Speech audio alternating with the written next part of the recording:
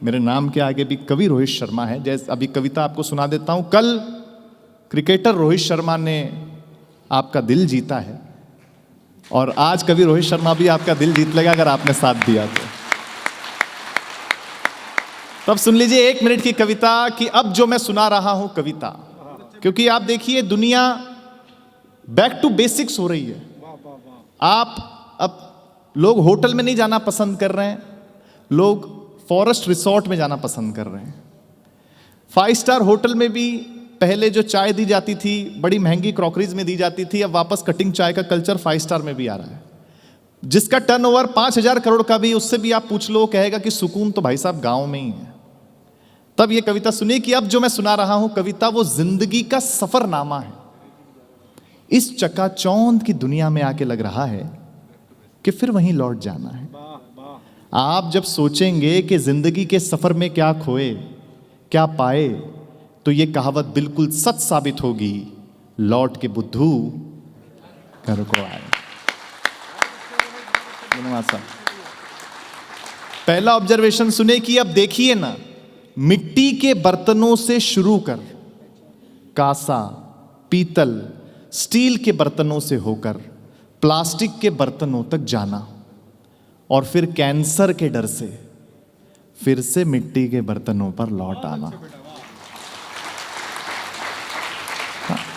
अंगूठा छाप से शुरू कर अपना डिजिटल सिग्नेचर पाना और फिर थंब इंप्रेशन अर्थात अंगूठा छाप पर लौट आना।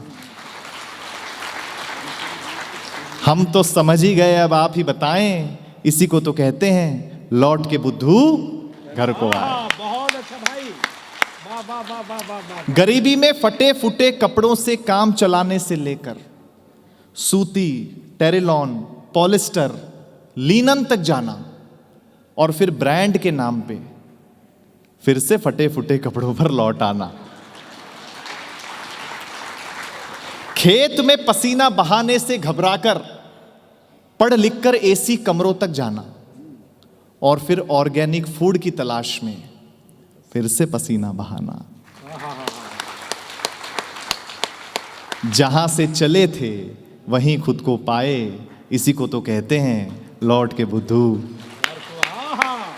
अच्छा ऑब्जर्वेशन है भाई, वाह वाह वाह वाह वाह। अपने बच्चों को मिट्टी से होने वाले इंफेक्शन से डराना और फिर वेकेशन में खुशी खुशी नेचुरोपैथी सेंटर जाना और वहां मडबाथ अर्थात मिट्टी से नहाना।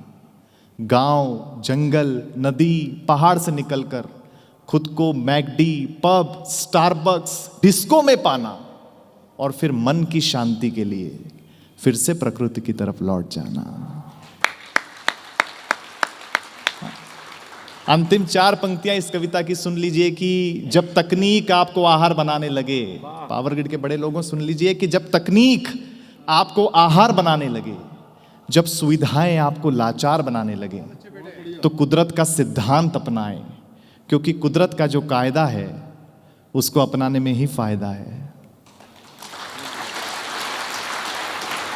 अंतिम 2 पंक्तियों पर अगर कविता अच्छी लगी हो तो तालियों से बताना कि क्योंकि कुदरत का जो कायदा है उसको अपनाने में ही फायदा है, वरना हमारी आंखों के सामने अलग ही मंजर होगा। आने वाली पीढ़ी के पीठ पर ऑफिस का बैग नहीं, ऑक्सीजन का सिलेंडर होगा। ऑक्सीजन का सिलेंडर होगा। अच्छा रोहित, क्या कमाल की बात है, वाह वाह वाह वाह वाह। बहुत बहुत धन्यवाद, बहुत बहुत आभार आपका। आइए अब मैं उन्हें बुलाने जा रहा हूं जिन्हें सुनने के लिए आप इतनी देर से बैठे हैं। धन्यवाद, आपने हम तीनों कवियों को भी बहुत अच्छे से सुना। उनका परिचय क्या दूं मैं, उनका परिचय देने की आवश्यकता है ही नहीं, मुझसे ज़्यादा आप उन्हें जानते हैं।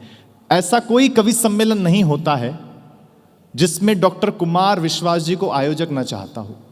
जब भी फोन आता है तो शुरू कुमार विश्वास जी से ही होते हैं आयोजक, हाँ, फिर खत्म रोहित शर्मा या दिनेश बावरा पे हो जाते हैं, हाँ, क्योंकि बजट नहीं होता है।